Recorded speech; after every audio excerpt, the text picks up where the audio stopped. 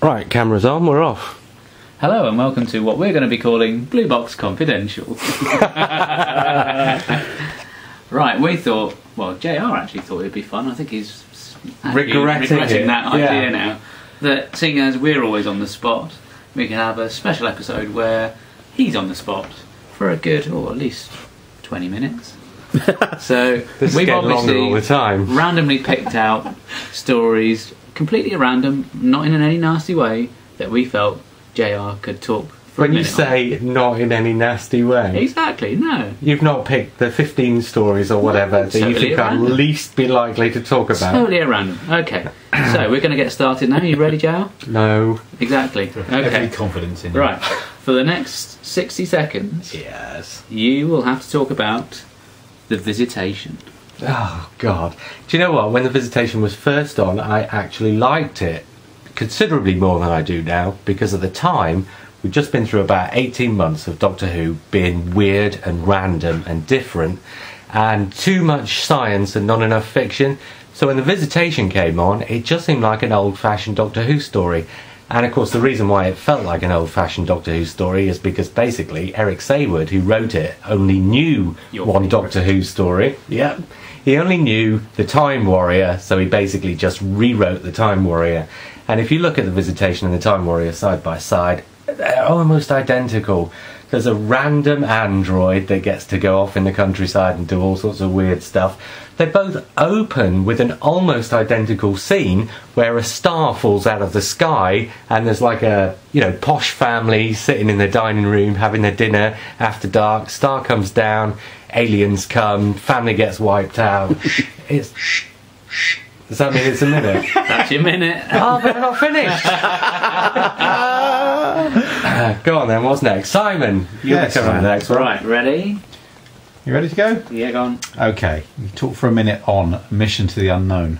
Oh, well, I'm lucky. I'm very fortunate because Ian Levine let me see his animation of Mission to the Unknown. Prior to watching the animation, I'd only seen a recon, and a recon of these episodes doesn't really give you much of a flavour of what the episode's like, especially if it's a story without telesnaps. So basically you've just got a few photographs that were taken behind the scenes at the time and a few other photographs from Dalek's master plan. See it animated and it brings the whole thing to life. And actually it's just a really kind of spooky episode. I mean, it's almost like one scene for 25 minutes. But there's a real atmosphere about it, and then towards the end, when it starts cutting away to the Daleks conniving with their galactic delegates, it really sort of opens it up. And actually, as a prologue to a sort of 12-part epic Doctor Who story, it's really, really good. It's something completely different, and I haven't spoken at all about why it exists, but I spoke about that another time, so... That's enough. That was good. When you hear that sound, you have to stop dead. No, this is not an exam. Well, it kind of is. Oh, Finn's going to come up with something now.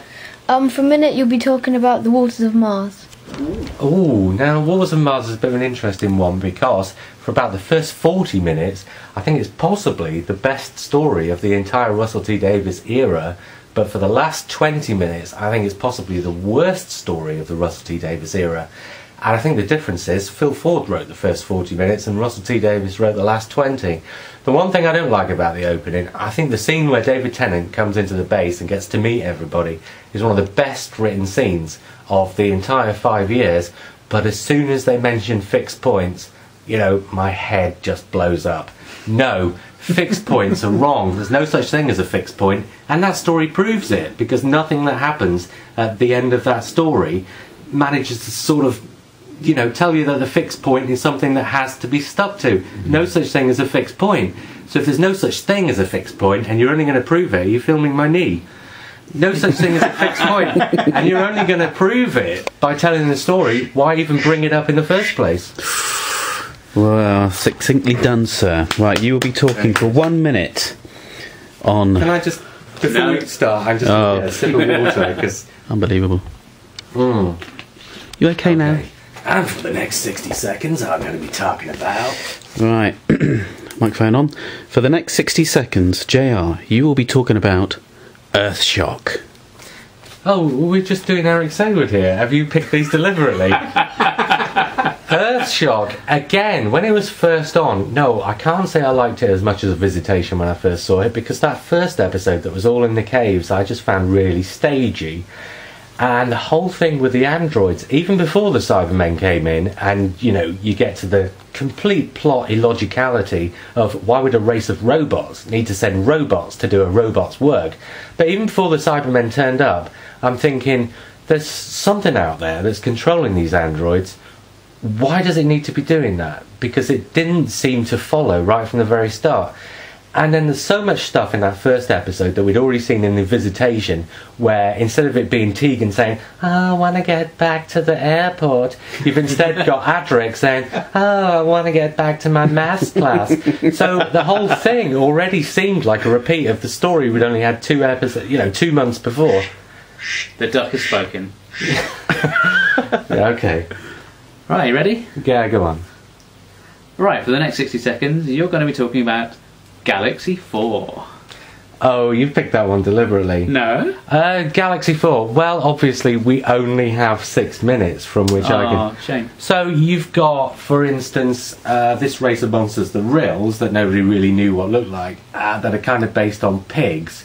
And then you've got these little robots that are kind of kiddies' versions of the Daleks. And you're pointing at things and trying to put me off, and it's not going to work. I was supposed to be talking about Galaxy 4. Keep going, I'll just turn it. Just want to turn the lights on. Right, it's like the first production in a new season, although they'd obviously filmed one story, I believe, already. But already, it seems like... Oh, that's what you were talking about. Already, it seems like the money's run out. You've got like this little kiddies version of the Daleks that doesn't look up to much. From the photographs and the 6 minutes we've seen and the scene that they showed us from the episode they recovered, it just looks really cheap. And the horrible thing is, it's directed by Derek Martinez, who has proved to us that when he goes out with film cameras and does stuff, he's brilliant, but when he's in a studio, he's rubbish, and Galaxy 4 is entirely studio bound. Right, that's your minute. Yes. Yeah, but I was talking mostly about the lights, because you lot were putting me off. So you never really let me get started on that one. It's annoying that, isn't it? Okay. Go on, Simon. Effects with the Sontarans. That's not a Doctor Who story. Yes, it is. It's not a Doctor Who story. Talk about it. That is... well, okay, one really interesting thing they did, they got Colin Baker to be in this little Jimmy Savile sketch, right, with this little kid. But they couldn't get Perry, so then they got Tegan. So already the whole thing is made really weird. And of course Tegan looks completely different because she's been off and done other stuff and got a completely different haircut. So even before these Sontarans come in, and yes, it's only a sketch, so there's not much of it going on, but even before you even get started in the first place, the whole thing automatically just feels a bit weird. And then you've got the kid, and then you've got Jimmy Savile, and, you know... Basically, he would have made a great monster, wouldn't he? He was a great monster, as proven at the end of that sketch, when he walks out and everybody suddenly starts shaking in their boots. There was nothing much to it. It was 4 minutes of fluff, and why you've chosen it for me to talk about... Because I could. For me... The whole point was, it was canonical Doctor Who stories that I was supposed to talk about. No, it's not. And if somebody brings up some 30-second episode 1 of Pond Life or whatever, there's going to be trouble in this room. Right, well, it'll have to be the Ultimate Foe then. No, hang on. There's a thing going to have another go. Oh, the Ultimate Foe. Do you know what? I like the fact that Eric Saywood... I don't like the fact that Robert Holmes died and didn't finish it. Presumably, it would have been so much better if Robert Holmes had finished it. But given that Robert Holmes only did the 1 episode, I am glad that Eric Saywood withdrew his episode and let Pip and Jane Baker write the last one, because actually I think what Pip and Jane Baker did with it was a lot better than the script I've read of Eric Saywood's, you know, which has been published. I mean, and Eric Saywood's big thing about it, the reason why he walked out on John Nathan Turner, the reason why he walked out on his job, was because John Nathan Turner wouldn't let him do the cliffhanger ending where you get to the end of this season, which for all anybody knows is going to be the last Doctor Who ever made, and as a cliffhanger where the Doctor and the Master are at each other's throats and fall into a hole. How is that to... You've spent 14 weeks waiting to find out what happens at the end of this trial, and the Doctor and the Master fall into a hole. Stop ranting. You're just going Sayward crazy on this, aren't you? No. Oh, hang on, Phil. Sorry. For the next 60 seconds, you'll be talking about Invasion of the Dinosaurs. Oh, love a bit of dinosaurs. You know, funnily enough, because I can remember quite a few stories from that period from when I was a kid. The giant maggots, the giant spiders, both the last two Pertwee Dalek stories. But you don't remember everything from when you were a kid. You remember the ones that, you know, really, really sort of strike you with the sort of the visuals and the stories. Of course, Invasion of the Dinosaurs, it's got quite a subtle story that you can appreciate so much better as an adult. But as we all know, the dinosaurs are pants. So I could not remember that from a kid because obviously, you know, my 5-year-old mind dismissed the dinosaurs. And as an adult, coming back and rediscovering that story, great first episode, and the next 5 don't really disappoint. It's a good story. It's got a great twist with Sarah Jane. I mean, these episodes were made to just be seen once rather than over and over, and that twist becomes really obvious when you know it. But when you don't know it, what a brilliant pulling the rug twist. Oh, it's not enough time, is it? Yeah. Right, no respite. Right, for the next 60 seconds, you're going to be talking about the twist.